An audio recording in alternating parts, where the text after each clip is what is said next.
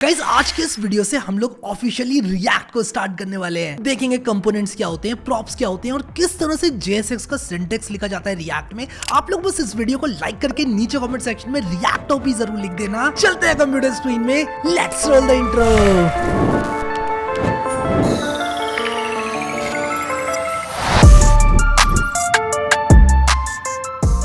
इस पिछले वीडियो में हम लोगों ने अपनी पहली रिएक्ट ऐप बनाई थी क्रिएट रिएक्ट ऐप का इस्तेमाल करके। हम लोगों ने देखा था रिएक्ट क्यों इस्तेमाल करते हैं और आपने सभी ने उसको बहुत ज़्यादा पसंद किया। आज हम अपने इस रिएक्ट डिस्कशन को आगे बढ़ाएंगे और मैं आप लोगों को मिलवाना चाहता हूँ वीट से।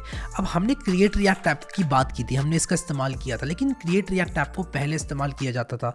अब ये क्रिएट रिएक्ट ऐप हो गया, वीट हो गया, ये सब चीज़ें क्या हैं? ये आपको एक फोल्डर स्ट्रक्चर प्रदान करती है रिएक्ट ऐप का। आप ये फोल्डर स्ट्रक्चर चाहो तो फाइल बाय फाइल भी बना सकते हो, लेकिन इसकी ज़रूरत नहीं है। अभी मॉडर्न टूल वीट है तो हम वीट का ही प्रयोग करेंगे अपनी रिएक्ट ऐप्स को बनाने के लिए। क्रिएट रिएक्ट ऐप को अगर आप लोग देखोगे तो इसकी एक वेबसाइट है और इसके गिटहब पे आप जाओगे तो आप देखोगे अभी भी इस पे काम वगैरह चल रहा है, लोग डिस्कस वगैरह कर रहे हैं इसके बारे में, but I recommend Vite. So let's move to Vite now और हम देखेंगे कि किस तरह से वीट का इस्तेमाल करके हम लोग एक बेसिक रिएक्ट ऐप बना सकते हैं। ठीक है, तो हम लोग यहाँ पर गेट स्टार्टेड पर क्लिक करेंगे और यहाँ पर हमको क्योंकि रिएक्ट ऐप बनानी है वो भी जावास्क्रिप्ट से, टाइपस्क्रिप्ट अभी हम यूज़ नहीं कर रहे हैं, तो हम रिएक्ट पर क्लिक करेंगे और आप यहाँ पर देखोगे तो पूरी स्टेप बाय स्टेप इन लोगों ने एक ऐप बना रखी है स्टैक ब्लिट्ज पर। वी डोंट वांट दिस, तो हम क्या करेंगे कि ये जो कमांड्स हैं वो चलाएंगे। तो लेट्स डू वन थिंग, हम यहाँ पर कहेंगे npm create Vite at latest. तो मैं इसको VS कोड में खोलूंगा फोल्डर को। बाय द वे आपको बताना चाहता हूँ कि अगर आपने Vue.js का नाम सुना है जो कि एक फ्रेमवर्क है, तो उसको भी इवान यू ने बनाया था जिन्होंने वीट को बनाया है। ठीक है, तो वीट को और Vue.js को एक ही क्रिएटर ने बनाया था।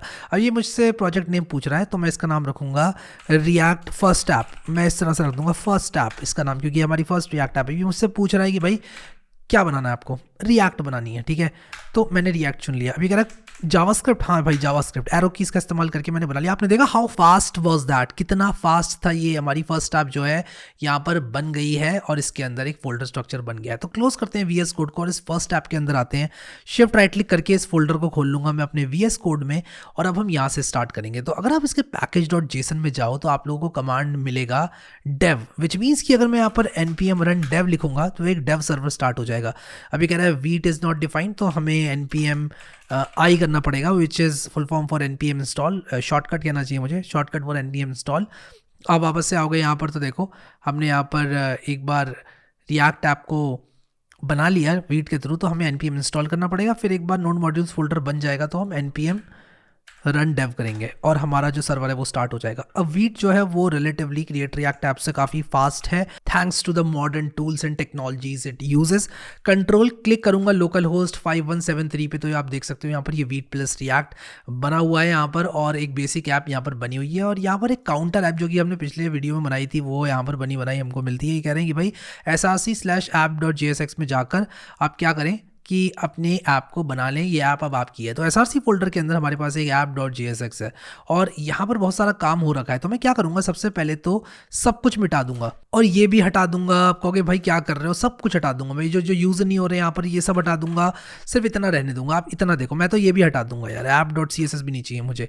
अब आप देखो कि रिएक्ट के अंदर हर कंपोनेंट एक फंक्शन होता है। क्लास बेस्ड कंपोनेंट्स भी होते हैं लेकिन हम फंक्शन कंपोनेंट्स के साथ ही डील करेंगे अपनी ऐप्स को बनाएंगे। तो यहाँ पर फंक्शन ऐप लिखा हुआ है, ये हमारा ऐप फंक्शन है। अब एट दिस पॉइंट मुझे आप लोगों का बहुत सारा ध्यान चाहिए, आप लोग बिल्कुल फोकस करो और इस फंक्शन को देखो। ये फंक्शन जो हमारा ऐप वाला जो कंपोनेंट है ये हमारा, जैसे कि index.html हमारा एंट्री पॉइंट होता है, ये हमारा रिएक्ट ऐप का एंट्री पॉइंट है। यानी कि यहाँ जो कुछ भी होगा वो सब हमारा यहाँ पर दिखेगा। ठीक है, आप देखो यहाँ कुछ नहीं है तो यहाँ कुछ नहीं दिख रहा है। यहाँ पर अगर मैंने A लिख दिया तो यहाँ पर A दिखेगा, ये देखो A दिख गया, यहाँ पर दिख रहा है आप लोगों को। तो यहाँ पर जो हमने लिखा हुआ है वो सब दिखेगा। अब मैं आप लोगों को बताना चाहता हूँ कि जो रिएक्ट है वो एक लाइब्रेरी होती है, फ्रेमवर्क नहीं होती है। ये बात आप लोगों को याद रखना है। क्यों लाइब्रेरी होती है, फ्रेमवर्क नहीं होती है, क्या डिफरेंस है लाइब्रेरी और फ्रेमवर्क में? होता क्या है कि जो लाइब्रेरी होता है वो एक स्पेसिफिक फंक्शनैलिटी को टारगेट करता है और जो फ्रेमवर्क होता है वो सब कुछ जो कि एक ऐप को क्रिएट करने के लिए रिक्वायर्ड होता है वो प्रदान करता है। जैसे कि Next.js एक फ्रेमवर्क है, वो आपको बहुत सारी चीज़ें बिल्ट इन प्रदान करता है, जैसे कि आपको SEO जैसी चीज़ें प्रदान करता है। हम देखेंगे उसको भी कभी ना किसी दिन देखेंगे हम, लेकिन अभी हम लोग फोकस करेंगे कि ये रिएक्ट ऐप किस तरह से काम कर रही है। अब देखो, जब भी हम इस फंक्शन कंपोनेंट से कुछ भी रिटर्न करते हैं तो ये रूल होता है, इसको एज अ रूल मान लो आप कि हम सिर्फ एक टैग को इंपोर्ट कर सकते हैं। अब ये कोई बेसिक HTML नहीं है, ये JSX है, ठीक है, ये JSX है। तो यहाँ पर अगर मैं लिख दूँ div, तो ये जो div है ये HTML नहीं है, ये JSX है। और यहाँ पर मैं क्लास का प्रयोग नहीं कर सकता। मुझे अगर मैं लिखूंगा यहाँ पर div डॉट हैरी, तो div class name is equal to Harry में रिजॉल्व होगा, क्योंकि ये JSX है। JSX और HTML में क्या डिफरेंस है? JSX को आप कुछ ऐसा समझ लो कि HTML जिसमें हम जावास्क्रिप्ट को भी यूज़ कर सकते हैं, यानी कि HTML और उसमें हम जावास्क्रिप्ट की शक्तियों का भी इस्तेमाल कर सकते हैं। अभी सिर्फ इतना ही समझ लो आप, बिल्कुल बेसिक बेसिक, ठीक है। JSX लेकिन थोड़ी सी स्ट्रिक्ट होती है HTML से, आपको सारे टैग्स को क्लोज करना पड़ता है। उसी के साथ साथ आपको एकदम टू द पॉइंट लिखना पड़ता है, वरना एरर आएगा। जैसे कि अगर मैं यहाँ पर एक IMG टैग लगा दूँ, मैं लिख दूँ harry.jpg, और अगर मैं ये इसको इस तरह से क्लोज नहीं करूँगा ना, तो HTML में तो ये चल जाएगा, लेकिन यहाँ पर ये एरर देगा, यहाँ पर ये आपकी ऐप रुक जाएगी। तो आपको हर कंपोनेंट को, हर टैग को इस तरह से क्लोज करना है। तो ये तो एक रूल हो गया आप लोगों का, जो कि आपको पता होना चाहिए। दूसरा रूल जो कि मैं आपको ऑलरेडी बता चुका हूँ कि जब आप रिटर्न कर रहे हो किसी एक फंक्शन कंपोनेंट से, सिर्फ एक टैग आप लोग, या तो ये जो एम्प्टी रैपर है इसको आप रिटर्न करोगे, नहीं तो आप यहाँ पर कुछ डिव डुव जो कुछ भी है आप रिटर्न करोगे। अगर मैंने कुछ ऐसा कर दिया, मैं आपको दिखाता हूँ किसकी बात कर रहा हूँ मैं, ये तो चल जाएगा, ठीक है। डिव लिखा मैंने, और मैं इसको ज़रा इस तरह से लिखूंगा, जो कि ये क्लोजिंग टैग है डिव। अगर मैंने इसके अंदर एक और डिव लगा दिया यहाँ पर, तो ये एक एरर है, क्योंकि भाई रिटर्न सिर्फ आप एक डिव कर सकते हो, आप दो दो डिव अलग अलग कैसे रिटर्न कर रहे हो?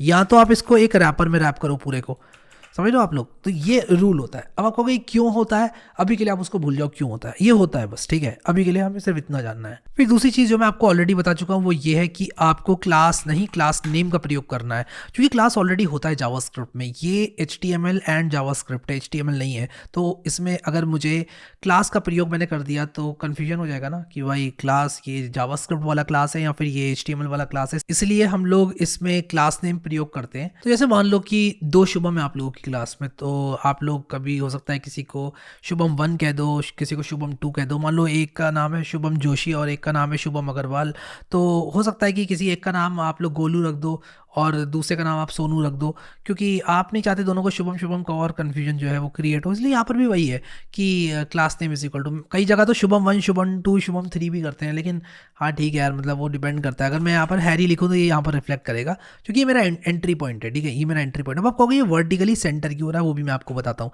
ये जो index.jss है, CSS है ना, ये अप्लाई हो रही है, ये ग्लोबल CSS है जो सब जगह अप्लाई हो रही है। तो ये CSS रीसेट लगा हुआ है, जिसको मैंने अभी हटाया, तो आप देख सकते हो यहाँ पर हैरी ऊपर आ गया, ये एक बेसिक ऐप की तरह वर्ताव कर रहा है। तो चलो यार, अब एक काम करते हैं, इस सब को भूल जाते हैं, सब कुछ हटाते हैं यहाँ से, और एक ऐप बनाते हैं, एक ऐसी ऐप बनाते हैं जिसको हम लोग इस्तेमाल करेंगे। तो SRC के अंदर मैं एक कंपोनेंट्स फोल्डर बनाऊंगा, जिसके अंदर मैं navbar.js नाम का एक कंपोनेंट बनाऊंगा। मैं लिखूंगा RAFCE। अगर आपको नहीं पता ये RAFCE क्या है, तो ये इस तरह का एक बॉयलर प्लेट फंक्शन कंपोनेंट हमें देता है, और ये आपको मिलता है एक बार आपने ये वाली एक्सटेंशन इंस्टॉल कर ली तो। इसका नाम है ES7 React Redux GraphQL React Native Snippets। ये दोनों ही आप इंस्टॉल कर लो। ये एक है DSZ Najdar की तरफ से, एक है इनकी तरफ से, इनका नाम देख लेना भाई यार अब, ठीक है। और ये सारी एक्सटेंशंस है, मैं अपनी सारी एक्सटेंशंस दिखा देता हूँ आपको।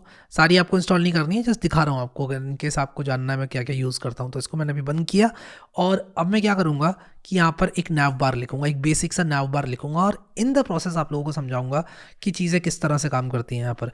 तो मुझे एक nav बार बनाना है, तो मैं क्या करता हूँ हमेशा से, मैं एक UL बनाता हूँ। सबसे पहले एक nav टैग बनाऊँगा, ठीक है, और यहाँ पर मैं JSX करूँगा, JSX मैं यहाँ पर लिखूँगा nav, और nav लिखने के बाद मैं एक UL लिखूंगा, UL के अंदर मैं LI लिखूंगा, और यहाँ पर मैं लिखूंगा मान लो होम, और इसके बाद कुछ और चीज़ें हम लोग लिखते हैं, जैसे कि अबाउट कॉन्टैक्ट, ठीक है, अबाउट और कॉन्टैक्ट, और इसमें कुछ CSS भी मैं लिखूंगा, ठीक है। तो इसकी जो CSS होगी वो मैं navbar.css नाम से बना दूंगा, navbar.css, ठीक है। और यहाँ पर मैं CSS लिखूंगा इस कंपोनेंट की, और मैं यहाँ पर लिखूंगा import कंपोनेंट्स के अंदर navbar.css, ठीक है।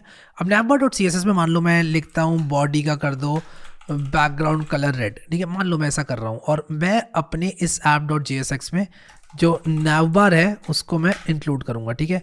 तो मैंने यहाँ पर ऑटोमेटिकली इसको इंपोर्ट कर लिया, और यहाँ पर ये nav बार को इंक्लूड कर लिया, और आप लोग को मैं दिखाऊं तो ये यहाँ पर मुझसे कह रहा है कि भाई आप एक काम करो, इसको .jsx एक्सटेंशन से लगाओ। .js एक्सटेंशन नहीं चलेगी, तो चलो ठीक है यार, इसको .jsx एक्सटेंशन से हम लोग लगा लेते हैं। और अभी इसको मैं रीलोड करूँगा जब, तो आप देखो यहाँ पर मेरा नैव बार आना चाहिए था, बट मेरा नैव बार यहाँ पर आ नहीं रहा है, मुझे दिख नहीं रहा है। Let me see what's wrong. तो मैं इसको यहाँ पर ./navbar.css लिखूंगा क्योंकि ये इसी फोल्डर के अंदर है। और अब आप देखो यहाँ पर ये जो JS है, CSS है सॉरी, वो हमारी यहाँ पर लग गई है इस पर, ठीक है। तो अब मैं आप लोगों को दिखाना चाहता हूँ कि एक बार मैं यहाँ पर नैव बार में अपनी CSS लिखूँ तो मैं क्या क्या कर सकता हूँ। तो मैं अगर यहाँ पर लिखूँगी भाई जो नैव है उसमें मैं डिस्प्ले फ्लेक्स करना चाहता हूँ, एंड ऑब्वियसली मैं ये सब हटा दूंगा, ये जो रेड कलर मैंने किया था, और मैं कहूँगा UL भी मेरा डिस्प्ले फ्लेक्स है। तो मैं नैव बार को और उसी के साथ साथ UL को डिस्प्ले फ्लेक्स करना चाहता हूँ, तो ये कुछ इस तरह से आ जाएगा। फिर मैं कहूँगा कि भाई जो मेरा LI है उसमें मैं लिस्ट स्टाइल को नन करना चाहता हूँ, और जिससे कि ये बिंदु जो है वो हट जाएंगे। फिर मैं कहूँगा कि भाई जो मेरा UL है, UL में मैं एक चीज़ करना चाहता हूँ कि गैप ऐड करना चाहता हूँ, मान लो 34 पिक्सल्स का, ताकि ये थोड़ी दूरी बना ले। तो इस तरह से मैं नैव बार बना सकता हूँ। मान लो मैं जो नैव है उसमें कहूँ कि जो बैकग्राउंड कलर है उसको कुछ बीच कर दो, ठीक है। तो ये इसका ये भी आ जाएगा, ठीक है। और मैं फिर एक CSS रीसेट लगाऊंगा यहाँ पर सब कुछ के लिए, पूरी ऐप के लिए। तो मैं index.css में लिखूंगा, और मैं यहाँ पर लिखूंगा मार्जिन 0, एक तो मार्जिन 0 करूंगा और पैडिंग 0 करूंगा, M0 और P0। तो ये करने से ही जो गैप था वो चला गया। एंड ऑब्वियसली मुझे थोड़ा सा नैव बार के अंदर टॉप बॉटम में देना पड़ेगा। तो मैं नैव बार के अंदर टॉप बॉटम में कैसे दूंगा गैप, मैं यहाँ पर लिख सकता हूँ नैव बार में गैप कर दूंगा मान लो 23 पिक्सल्स, और इससे कुछ नहीं होगा, पैडिंग देनी होगी क्योंकि गैप तो भाई आइटम्स के लिए होता है। तो मैं पैडिंग में लिखूंगा 23 पिक्सल्स, और ये देखो काफ़ी हद तक हमारा नैव बार बन गया। Not the best nav bar out there, but बन गया, ठीक है। तो मैंने क्या किया, एक नैव बार कंपोनेंट बनाया, इस नैव बार कंपोनेंट की अपनी CSS बनाई, और फिर मैंने क्या किया, इसको इंक्लूड कर दिया अपनी app.jsx में, जो कि एंट्री पॉइंट है। हाँ ठीक है, नैव बार को हमने इंक्लूड कर दिया, but let's make a footer. अब मैं एक फुटर बनाना चाहता हूँ, तो फुटर को बनाने के लिए मैं क्या करूँगा, यहाँ पर footer.jsx बनाऊंगा, एक नया कंपोनेंट RAFCE लिखूंगा, और मान लो यहाँ पर मैं लिखना चाहता हूँ copyright codewithharry.com, ठीक है। और फिर मान लो मैं लिखना चाहता हूँ कुछ इस तरह से all rights reserved, ठीक है। और मैं इसको div को सेंटर करना चाहता हूँ, तो मैं क्या करूँगा कि यहाँ पर footer.css बना लूँगा, और यहाँ पर मैं लिखूँगा कि भाई एक काम करना, जो div होगा उसमें टेक्स्ट लाइन को सेंटर कर देना, ठीक है, ताकि सब कुछ सेंटर हो जाए। और अभी मैं आप लोगों को ये फुटर दिखाऊं तो ये यहाँ पर नहीं दिखेगा। क्यों नहीं दिखा भाई, इंक्लूड ही नहीं किया मैंने, कहाँ से दिखेगा। तो मैं क्या करूँगा कि यहाँ पर कुछ इस तरह से फुटर को लिख दूंगा, ठीक है। और मैं जैसे ही फुटर को, सॉरी इसको ऐसे नहीं, इसको इस तरह से हमें क्लोज करना पड़ता है कंपोनेंट को, और फुटर में जैसे ही यहाँ पर लिखूंगा तो देखो ऑटोमेटिकली इसने इंपोर्ट किया फुटर, और मेरा फुटर भी यहाँ पर आ गया। बट ये टेक्स्ट लाइन सेंटर नहीं हुआ, और टेक्स्ट लाइन सेंटर इसलिए नहीं हुआ क्योंकि इस डिव पर ये CSS अप्लाई नहीं हुई। क्या मैंने इंपोर्ट नहीं करी है? यस, मैंने इंपोर्ट नहीं करी है footer.css। तो मैं क्या करूँगा, ./footer.css को इंपोर्ट करूँगा, and this will be centred, ठीक है, दिस विल बी सेंटर्ड। अब मैं क्या कर सकता हूँ कि इसमें मैं पोजीशन स्टिकी कर सकता हूँ, या फिर फिक्स्ड कर सकता हूँ, और बॉटम 0 कर सकता हूँ, बॉटम कर दूंगा 0, तो ये बिल्कुल नीचे पहुंच जाएगा। तो अगर मैं ये चाहता हूँ तो ये भी कर सकता हूँ, पोजीशन स्टिकी और बॉटम, सॉरी फिक्स्ड और बॉटम 0। तो मैं अगर ये करूँ तो आप देखो यहाँ पर मैं footer.css में आऊँगा, और मैं इसमें ये भी डाल दूंगा पोजीशन फिक्स्ड और बॉटम 0, तब ये देखो कुछ इस तरह से दिखेगा। बट प्रॉब्लम ये आ गई कि मैंने footer.css में लगाया है, और ये क्योंकि मैंने पूरे डिव पर लगा दिया है, तो ये मेरी footer.css क्योंकि पूरे डिव को टारगेट कर रही है, तो इससे थोड़ी सी दिक्कत हो गई। तो मैं इसमें क्लास नेम = footer दे दूंगा, और मैं कहूँगा कि भाई div.footer में करो भाई, बस div.footer में करो, ये वाले डिव को माफ़ करो। तो आप देखो यहाँ पर ये पोजीशन स्टिकी और बॉटम 0 करने से ये नीचे आ गया, ठीक है। तो लेट्स नॉट डू दिस, मैं इसको करना नहीं चाहता हूँ, तो लेट्स नॉट डू दिस, ठीक है। तो मैं सिंपली यहाँ पर इस डिव में, इनफैक्ट .footer मुझे करना चाहिए, इस .footer में मैं सिंपली टेक्स्ट लाइन सेंटर करूँगा, बैकग्राउंड इसका ब्लैक करूँगा, कलर इसका वाइट करूँगा, in fact not exactly black but थोड़ा सा मैं ग्रेइश रखूँगा, यहाँ ग्रे की तरफ रखूँगा। और अभी आपको दिखाता हूँ ये कैसा हो गया। और इसकी जो विड्थ है वो मैं 100% कर दूँगा, तो मैं इसकी विड्थ को कर दूँगा 100%, या 100 VW भी कर सकता हूँ। देखो यहाँ पर इस तरह से copyright codewithharry.com all rights reserved आ गया। और जो मेरी और कंपोनेंट्स होंगे या जो भी JSX में लिखना चाहता हूँ मैं डायरेक्टली यहाँ पर लिख सकता हूँ। तो मैं यहाँ पर एक मेन टैग बना सकता हूँ, और मैं यहाँ पर लिख सकता हूँ this is my sites main content, कुछ इस तरह से मैं बना सकता हूँ। फिर यहाँ पर div डॉट कार्ड्स बना सकता हूँ मैं, और इसके बाद यहाँ पर कार्ड कंपोनेंट बना सकता हूँ अलग अलग। तो मैं आप लोगों को एक चीज़ दिखाना चाहता हूँ कि किस तरह से हम लोग इस्तेमाल करते हैं कंपोनेंट्स को। तो अभी हमारे पास ये एंट्री पॉइंट है जो कि app.jsx है। इस एंट्री पॉइंट में हमने फुटर लगाया, नैव बार लगाया, और यहाँ पर हम अपना जो मेन साइट है वो लिखना हमने शुरू कर दी। ठीक है, अब मैं क्या करूँगा, आप लोगों को एक कार्ड बना के दिखाऊंगा, एक कार्ड कंपोनेंट बना के दिखाऊंगा। और मैं ये हटा देता हूँ, this is my sites main content, ये हटा देता हूँ। और अगर आप चाहो तो मैं फुटर को स्टिकी भी कर सकता हूँ। तो मैं अगर यहाँ पर पोजीशन फिक्स्ड करूँ और मैं कहूँ बॉटम ज़ीरो कर दो, और लेफ़्ट कर दो 50 VW। ठीक है, तो लेफ़्ट को मैं 50 VW करूँगा तो ये यहाँ पर इधर आ गया। बट एक प्रॉब्लम ये हुई कि ये 50 VW पूरा खिसक गया, विच आई डोंट वांट एक्चुअली। ये करने की मुझे ज़रूरत नहीं है। तो बॉटम ज़ीरो में यहाँ पर करूँगा और आप देखो कि ये कुछ इस तरह से दिखेगा। अगर मैं चाहूँ इसको और बेटर बनाना तो मैं इस कॉपीराइट के सी को ऐसे कर दूँगा, कॉपीराइट कर दूंगा, और यहाँ पर मैं %, कॉपी लिख दूंगा। तो मैं यहाँ पर लिखूंगा %, कॉपी, सेमीकोलन, और ये कुछ इस तरह से दिखेगा। फिर copyright code with .com, all rights reserved. और मैं यहाँ पर www डॉट भी लिख सकता हूँ। तो ये मेरा फुटर हो गया, ये मेरा app.jsx हो गया। अब आप देखो हम एक नया कंपोनेंट बनाएंगे जिसका नाम हम लोग लिखेंगे card.jsx। ठीक है, तो ये RAFCE लिखूंगा, एंटर मारूंगा तो एक कार्ड बनेगा। अब मैं यहाँ पर क्या कर सकता हूँ, मैं यहाँ पर एक कार्ड बना सकता हूँ। ये मेरा कार्ड है, और मैं यहाँ पर कह सकता हूँ कि div class is equal to card, class name is equal to card. और यहाँ पर मैं क्या कर सकता हूँ कि एक h1 लगा सकता हूँ और कहूँगा टाइटल ऑफ द कार्ड, और यहाँ पर एक पैराग्राफ बनाऊँगा, और p लिखकर मैं यहाँ पर लिखूँगा डिस्क्रिप्शन ऑफ द कार्ड। ठीक है, और मैं इस कार्ड कंपोनेंट को यहाँ पर यूज़ कर लूँगा। मैं कहूँगा एक कार्ड मेरा कुछ इस तरह से लगा दो, और मैं इसको ऐसे सेल्फ क्लोजिंग रखूँगा, इसको मैं ऐसे मिटा दूँगा, फॉर्मेट डॉक्यूमेंट करूँगा, तो ये कुछ इस तरह से दिखेगा जैसे कि आप देख सकते हो। और यहाँ पर आप देखो कि ये मैंने जैसे ही किया तो मेरा कार्ड यहाँ पर विजिबल हो जाना चाहिए, बट ये मेरा कार्ड विजिबल नहीं हो रहा है। तो card is not defined. Okay, तो मुझे कार्ड को इम्पोर्ट करना पड़ेगा। तो मैं यहाँ पर अगर इम्पोर्ट कार्ड लिखूंगा तो ये मेरा कार्ड इंपोर्ट हो जाएगा, और मेरा ये देखो एक कार्ड जो है वो बन गया। ठीक है, इसकी विड्थ को मैं कर सकता हूँ से 22 पिक्सल्स, इस कार्ड की विड्थ को 22 पिक्सल कर सकता हूँ मैं card.css लगाकर। तो वो सारे काम मैं कर सकता हूँ। मैं यहाँ पर कह सकता हूँ card.css, और यहाँ पर मैं लिख सकता हूँ डॉट कार्ड में विड्थ कर दो 100 पिक्सल्स। ठीक है, या फिर एक काम करता हूँ यार, इसको 20 VW कर देता हूँ, और यहाँ पर मैंने डॉट कार्ड लिखा है और डॉट कार्ड मैंने लगा रखा है, तो उसकी विड्थ ये हो गई। फिर मैं इसमें बॉर्डर भी लगाना चाहता हूँ 2 पिक्सल सॉलिड ब्लैक। ठीक है, तो ये मैंने लगाया, और यहाँ पर बॉर्डर नहीं आया, लेकिन let me see what's wrong. मैंने कार्ड को इंपोर्ट नहीं किया है, तो मैं इंपोर्ट करूँगा ./card.css लिखूंगा। ठीक है, तो मैंने एक कार्ड कंपोनेंट बनाया, और ये देखो यहाँ पर ये ऐसे आ गया। ठीक है, मैं चाहूँ तो इसमें मार्जिन भी दे सकता हूँ। तो मैं कह सकता हूँ भाई मार्जिन दे दो 34 pixels, which might be a lot but that should be fine. ठीक है, तो मैंने ये कार्ड यहाँ पर रख दिया। तो अब मैं क्या कर सकता हूँ, इन कार्ड कंपोनेंट्स को अपनी app.jsx में मैं डुप्लीकेट कर सकता हूँ। मैं कहता हूँ मुझे 4 कार्ड चाहिए, तो मुझे 4 कार्ड ये इस तरह से मिल गए। मैं चाहूँ तो ये जो कार्ड्स वाली क्लास है मेरी, ये जो कार्ड्स वाली क्लास है, मैं चाहूँ तो इसमें डिस्प्ले फ्लेक्स लगा सकता हूँ, फिर मुझे सारे कार्ड्स हॉरिजॉन्टली दिखेंगे।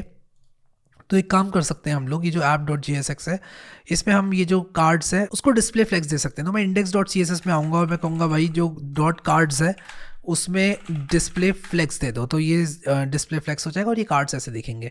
तो मैंने 4 कार्ड्स को रीयूज़ कर लिया, लेकिन मैं चाहता हूँ कि कार्ड का जो टाइटल है वो मैं इस तरह से पास कर पाऊँ, और जो इसका डिस्क्रिप्शन है वो मैं इस तरह से पास कर पाऊँ। तो क्या मैं ऐसा कर सकता हूँ?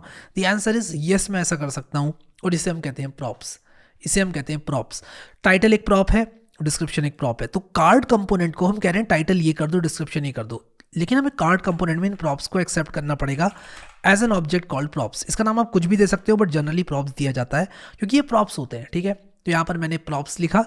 अब मैं क्या करूँगा, यहाँ पर लिखूंगा प्रॉप्स डॉट टाइटल। तो जब भी हमें JSX के अंदर जावास्क्रिप्ट लिखनी होती है तब हम इस तरह के कर्ली ब्रैकेट्स का इस्तेमाल करते हैं, और जैसे ही हम इस तरह के कर्ली ब्रैकेट्स को खोल लेते हैं JSX समझ जाता है कि हाँ भाई अब जावास्क्रिप्ट लिखी जा रही है, तो उसको जावास्क्रिप्ट की तरह इंटरप्रेट करो।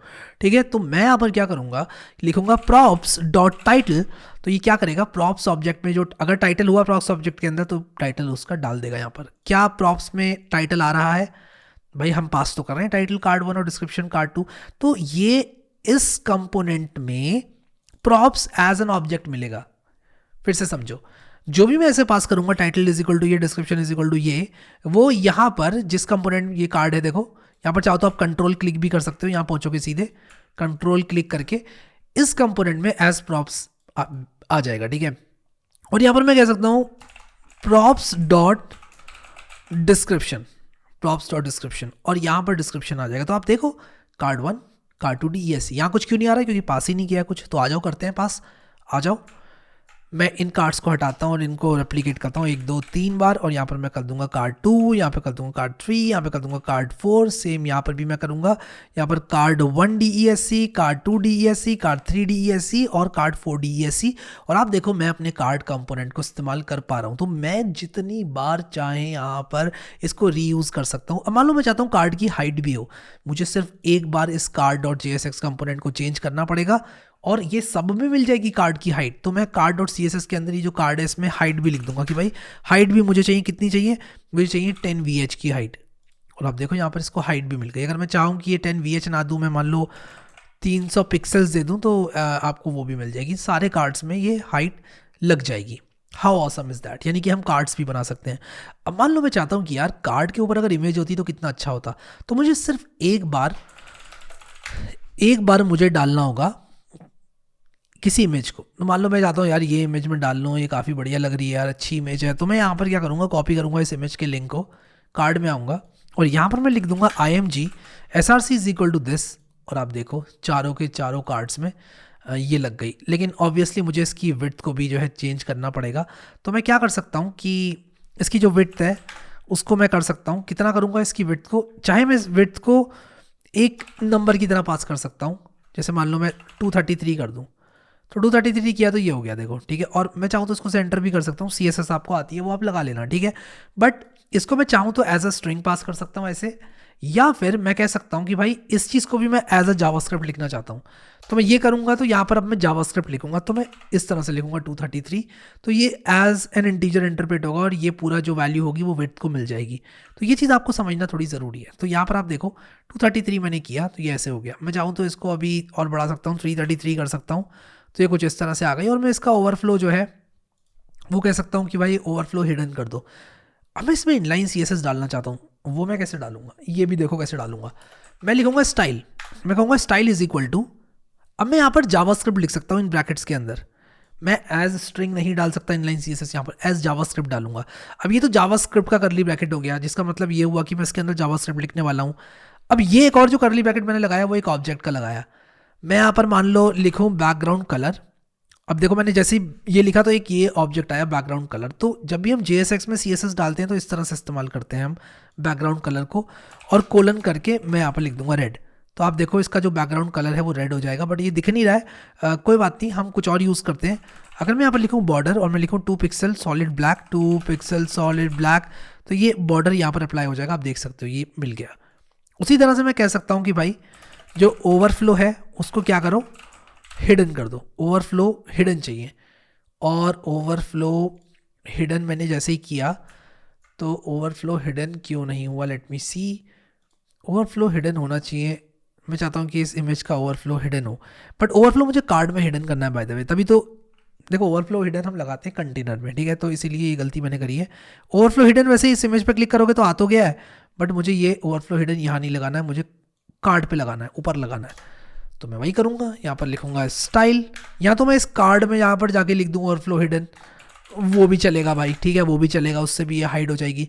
या फिर मैं अगर इनलाइन CSS जो कि मैं आपको लिख के दिखाता हूँ वो मैं ऐसे लिखूँगा स्टाइल इज इक्वल टू, पहले मैंने ये करली ब्रैकेट लगाया पहला, जिससे कि मेरा मतलब है कि मैं जावास्क्रिप्ट यूज़ कर रहा हूँ। अब मैं इसके अंदर एक जावास्क्रिप्ट ऑब्जेक्ट बना रहा हूँ जिसमें मैं लिखूँगा ओवरफ्लो, और VS कोड आपका साथी है, VS कोड आपको सजेस्ट करता रहेगा जैसे जैसे आप लोग लिखोगे, और मैं कह दूंगा हिडन। और ये जैसे ही मैं करूँगा तो देखो ओवरफ्लो हिडन हो गया और सारे कार्ड्स में ये अप्लाई हो गई, ठीक है। आई होप समझ में आया आप लोगों को कि किस तरह से रिएक्ट को इस्तेमाल करना है। तो एक बेसिक रिएक्ट ऐप तो हमने बना ही लिया है और सारे कॉन्सेप्ट भी समझ लिए हैं। प्रॉप्स क्या होते हैं, एक कंपोनेंट से दूसरे कंपोनेंट में आप डेटा पास करते हो प्रॉप्स के थ्रू। जैसे कि यहाँ पर हमने टाइटल और डिस्क्रिप्शन दिया कार्ड को, हम कार्ड स्केलेटन को ये बताना चाहते हैं कि भाई हमारा टाइटल ये है, डिस्क्रिप्शन ये है। और कार्ड स्केलेटन कैसे दिखेगा, हमें कंट्रोल क्लिक करके देखो ये इस तरह से कार्ड का स्केलेटन दिखता है, जिसमें कि हमने डेटा प्रॉप्स की तरह पास किया और यहाँ पर इसको रिसीव किया इस तरह से, props dot title props dot description. आप कितना भी बड़ा डेटा पास कर सकते हो एक कंपोनेंट से दूसरे कंपोनेंट में, और आप चाहो तो यहाँ पर पूरे पूरे ऑब्जेक्ट्स भी पास कर सकते हो, कई चीज़ें आप लोग कर सकते हो यहाँ पर, ठीक है। तो ये आपकी मर्जी है, ठीक है। तो ये यहाँ पर मैंने props dot description props dot title यहाँ पर एक्सेप्ट किया, ये मेरा कार्ड कंपोनेंट है, ठीक है। तो इस तरह से हम लोग रिएक्ट को यूज करते हैं। तो एक बार जल्दी से रिकैप कर लेते हैं in case you are lost. मैं आप लोगों को बताता हूँ कि क्या किया हमने इस वीडियो में। सबसे पहले हम लोगों ने वीट के थ्रू एक नई ऐप बनाई, फिर हमने कहा कि यार जो app.jsx है वो एंट्री पॉइंट होता है, यानी कि जो हमारी ऐप दिखेगी वो यहाँ से स्टार्ट होगी, जो आप कह लो कि जो कंट्रोल होगा वो यहाँ से शुरू होगा। जैसे index.html में आपकी जो HTML वेबसाइट है वो उसका एंट्री पॉइंट होता है index.html, वैसे ही यहाँ पर एंट्री पॉइंट होता है ऐप, ये जो app.jsx है। app.jsx देखेगा यार यहाँ पर एक नैवबार कंपोनेंट यूज़ हो रखा है, ये इस नैवबार कंपोनेंट को उठा के यहाँ पर रख देगा। फिर ये कहेगा चलो ठीक है, आपने यहाँ पर कुछ JSX लिखी हुई है जो कि HTML की तरह दिखती है और काफ़ी हद तक HTML होती भी है, वो यहाँ पर आपने लिखा। लेकिन इससे नोटिस किया यहाँ पर एक कार्ड आपने यूज़ किया जो कि HTML में तो नहीं होता है, तो ज़रूर एक कंपोनेंट आपने बनाया होगा। देखते हैं आपके कार्ड कंपोनेंट में क्या है जिसमें टाइटल और डिस्क्रिप्शन भी रखना है। तो इसने ये सारे कार्ड कंपोनेंट्स को रेंडर किया विद अप्रोप्रिएट डेटा, और फिर उसके बाद इसने इस फुटर कंपोनेंट को एज इट इज़ यहाँ पर रेंडर कर दिया और आपकी ऐप इस तरह से दिख रही है। अब किस तरह से हम और पेजेस बनाएंगे, किस तरह से नेविगेशन होगा, वो सब मैं आपको आने वाले वीडियोस में बताऊंगा। आप इस वीडियो के कमेंट में सिग्मा बैच ओपी ज़रूर लिख देना यार, क्योंकि बहुत कम लोग लिख रहे हैं, अभी बहुत ही लो हो गया है सब लोगों का जो एनर्जी लेवल है, पता नहीं क्यों यार। पर मैं अपना एनर्जी लेवल हाई रखते हुए बहुत अच्छी तरह से इस प्लेलिस्ट को कंप्लीट करने वाला हूँ, जो वादा था वो पूरा करने वाला हूँ। आप लोग जो है इसको बुकमार्क कर लेना प्लेलिस्ट को अगर एक्सेस नहीं किया है, और फर्स्ट वीडियो में जाकर अगर आप लोगों ने रिव्यू नहीं छोड़ा है अभी तक तो ज़रूर छोड़ना। अभी के लिए इस वीडियो में इतना ही guys. Thank you so much guys for watching this video and I will see you next time.